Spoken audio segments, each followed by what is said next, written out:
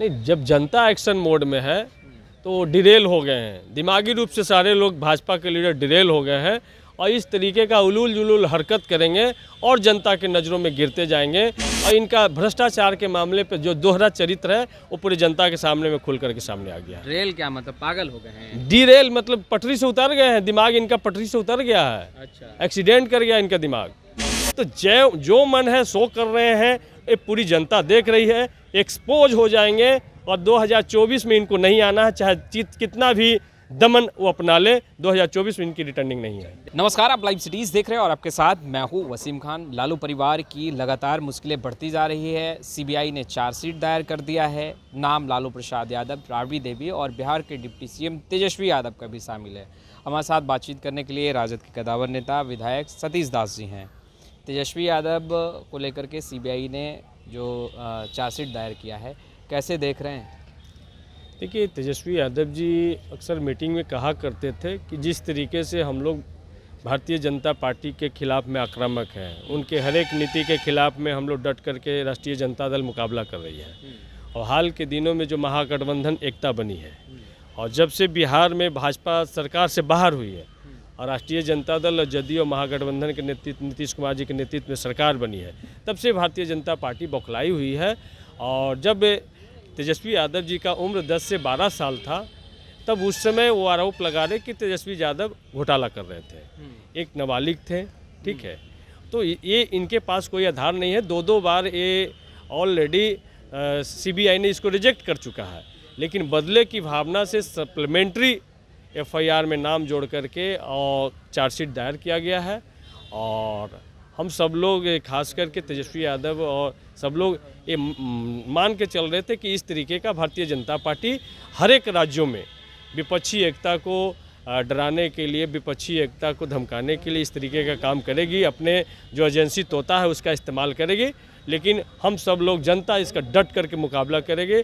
और जितना भारतीय जनता पार्टी दमन करेगी उतना संघर्ष हमारा तेज होगा। बीजेपी कह रही है कि कम आयु बता करके भ्रष्टाचार से बचा नहीं जा सकता है।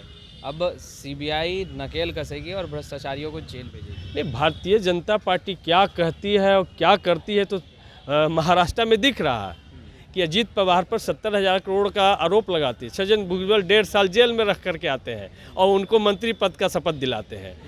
हेमंत बिस्व शर्मा के साथ में उन्होंने क्या किया, तो आप देख सकते हैं कि पश्चिम बंगाल के जो नेता हैं उनके साथ में उन्होंने क्या किया।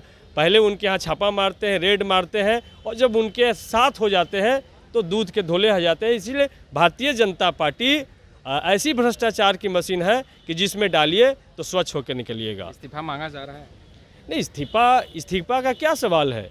इस्तीफा का क्या सवाल बनता है? इस्तीफा मांगने से सुशील कुमार मोदी जी को तो और कोई काम है नहीं। सुशील कुमार मोदी को किसी भी सूरत में बिहार की गद्दी नहीं मिलनी है। भारतीय जनता पार्टी को बिहार की गद्दी नहीं मिलनी है। यह स्वस्थ है। और जो चार्जशीट दायर किया गया है, तेजस्वी यादव जी के और उनके लालू प्रसाद यादव जी के वकील उसका डट के मुकाबला करेंगे। क्या साक्ष्य है वो आने वाला दिन में। अभी तो उन्होंने देखा कि सुप्रीम कोर्ट में जो लीकर घोटाला को लेकर के दिल्ली के मामले में, तो उसने कहा कि कैसे आप कह सकते हैं कि उनको इतना रुपया दिया गया, तो कोई साक्ष्य नहीं है।